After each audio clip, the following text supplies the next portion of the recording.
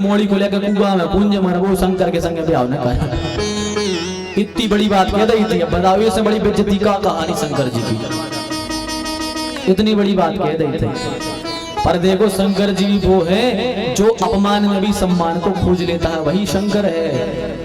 किसी ने शंकर जी से कहा, अरे तुम्हारी सास अपमान करके चली गई, थाली फेंक के चली गई, तुम्हें अपमान महसूस नहीं हुआ? शंकर जी ने कहा, किस बात का? बोले, अरे तुम्हारी सास सामने से आरती की थाली फेंक के चली गई। शंकर जी बोले, हमें अपमान महसूस नहीं हुआ। बोले, काहे? बोले, हमें ऐसे नहीं भाव, हमारी सास है होशियार। बोले, कैसी? बोले, हमारी सास ने सोची हुई है कि हमारे दूल्हा के मुंह पे इतनी बड़ी तार जल रही, इतना बड़ा दिया मुंह पे धरो, अब वो के सामने तुझ दिया लेके जैसे वो का काम ऐसे हमारे दिया माए फेंक दो सास ने माए। बोले, अच्छा जल को लोटा काय फेंक दो फिर। आओ ठीक है, थाली पूजा की फेंकी मानी, जल को लोटा काय फेंको। शंकर जी बोले, फिर और बड़ी होशियार कहानी हमारी सास। बोले, काय? बोले, वे जान गई कहाँ की मोड़ाई की, जब हमारे दूल्हे की जो हमारा दमाद हो की मुड़ पे हेड पंप खुदो है, गंगा जी निकली तो 33 लोटा को जल का कर भी होते, ये से लोटा को जल फेंक दो। शंकर जी बोले, बस ये गलती कर दी हमारी सास ने। बोले, क्या?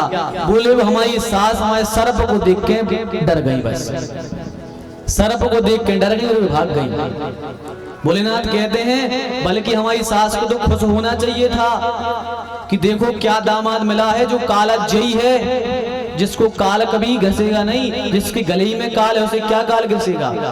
तो ये खुश होना था कि हमारी पुत्री को कालजयी मिला है, काल को जीतने वाला मिला है। बस ये चूक कर गई, बाकी हमारी सास ने एक भी गलती नहीं करी।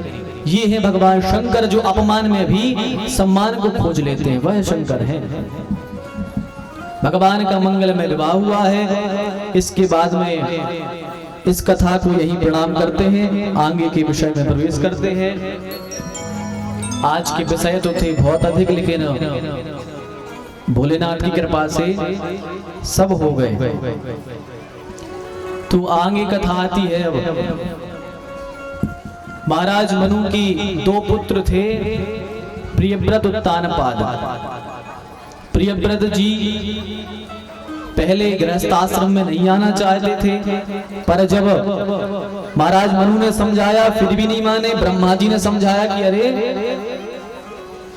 गृहस्थ में क्यों प्रवेश नहीं करते हो, कर जाओ प्रवेश, कोई दिक्कत नहीं है गृहस्थ में। प्रियव्रत जी बोले, नहीं महाराज, हम विवाह नहीं करेंगे, क्योंकि विवाह करने के बाद में आसक्ति हो जाती है घर में। ब्रह्मा जी ने कहा, नहीं नहीं, जो अंदर से मुक्त होते हैं उन्हें गृहस्थी फंसा नहीं पाती। जब तुम्हारे स्वभाव में विरक्ति है तो तुम गृहस्थ में रह करके गृहस्थ में की जंजाल में नहीं फंस पाओगे, विरक्ति रहोगे, कर लो विवाह। जब इस प्रकार का उपदेश ब्रह्मा जी ने दिया तो महाराज प्रियव्रत मान गए और उनका विवाह हो गया।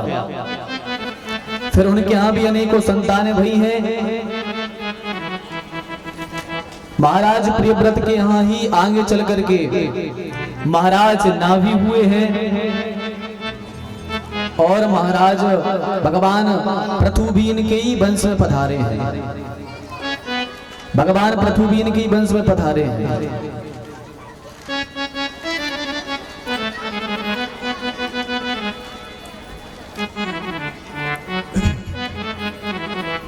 अब आज सोच तो रहे थे आप लोगों के लिए कि थोड़ा अपने भारतवर्ष के विषय में बताएंगे। अजनाब खंड है, भारत नाम कैसे पड़ा, कितने द्वीप हैं, ये द्वीप कैसे बने,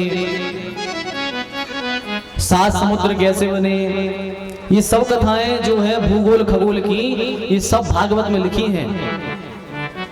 इन सब की कथाओं का वर्णन है भागवत जी में। सोच करके तो आए थे कि आज थोड़ा इसी विषय पर चर्चा करेंगे। और विषय तो होते रहते हैं, पर आपको शायद वो भी चीज सुनाएंगे जो आपने अभी तक नहीं सुनी हो, पर समय का अभाव है। पर फिर भी आपके लिए कुछ बता देते हैं थोड़ी बहुत, कि आपको भी तो लगे कि भागवत में भूगोल खगोल की बातें लिखी हैं।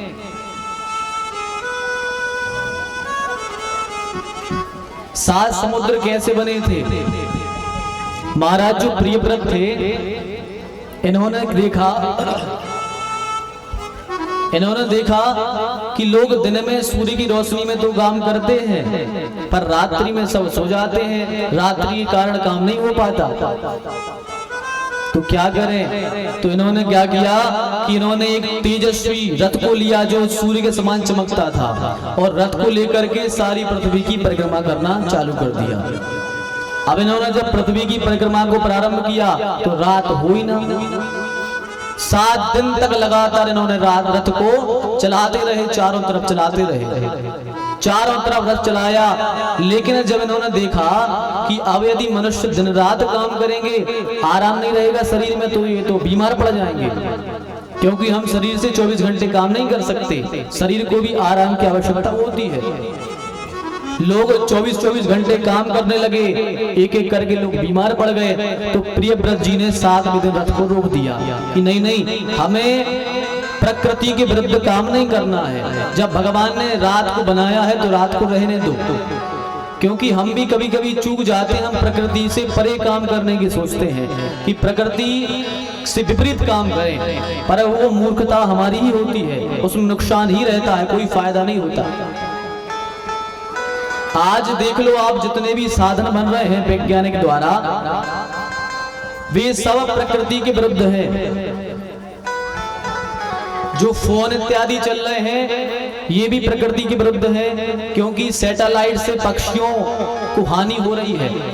जो तरंगें फैली होती हैं चारों तरफ, उनसे पक्षी मर रहे हैं। हमारे माइंड पर भी तरंगों का असर आता है। हम जो 24 घंटे मोबाइल अपने पास में रखते हैं, इसकी विकृति, इसकी जो तरंगें वो हमारे दिमाग को भी प्रभाव डालती हैं।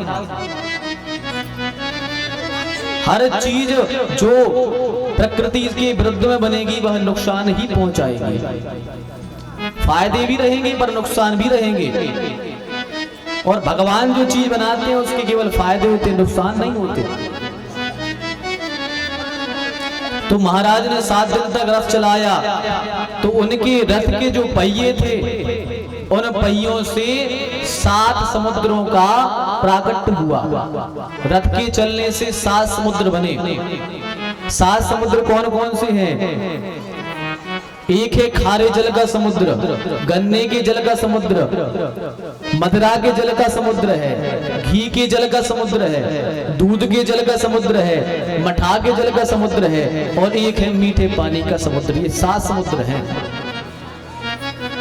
जब ये 7 समुद्र बने तो सातों क्रमशः 7 द्वीप बन गए। कौन कौन से द्वीप हैं? 7। जम्बू, प्लक्ष, सालमली, कुश, क्रौंच, साक और पुष्कर, ये 7 द्वीप हैं। इन 7 द्वीपों के विभाग हो गए। तो महाराज प्रियव्रत के जो पुत्र थे 9, उनने एक एक द्वीप का एक को राजा बना दिया। एक एक द्वीप का राजा बना दिया। अब जो महाराज प्रियव्रत के ज्येष्ठ पुत्र थे आग्नेयद्र के लिए जम्बू द्वीप का राजा बनाया, जिसमें हम रहते हैं जम्बू द्वीप में। इसके राजा कौन थे? आग्नेयद्र, इसका राजा बना दिया। अब इन्होंने ब्रह्मा जी की आराधना करी, तो इनका विवाह पूर्व चित्ती नाम की अप्सरा के साथ में करा दिया।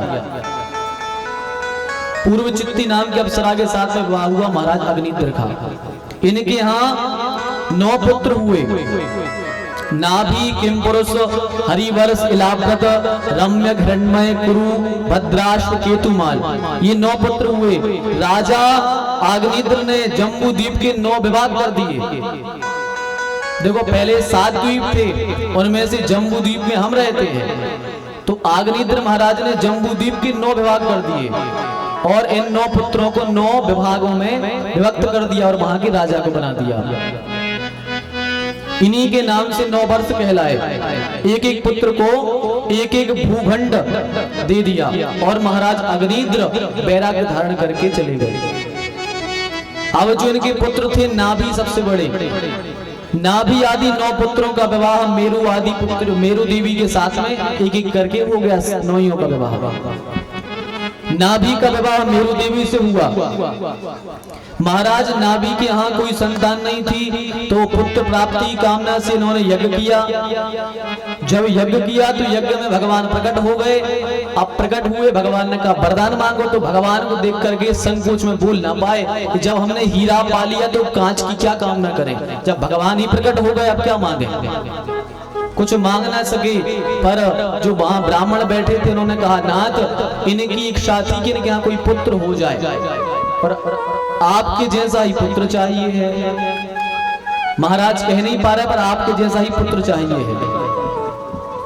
तो भगवान ने कहा मावेव ही मुखम यद दुजदेव कुलम।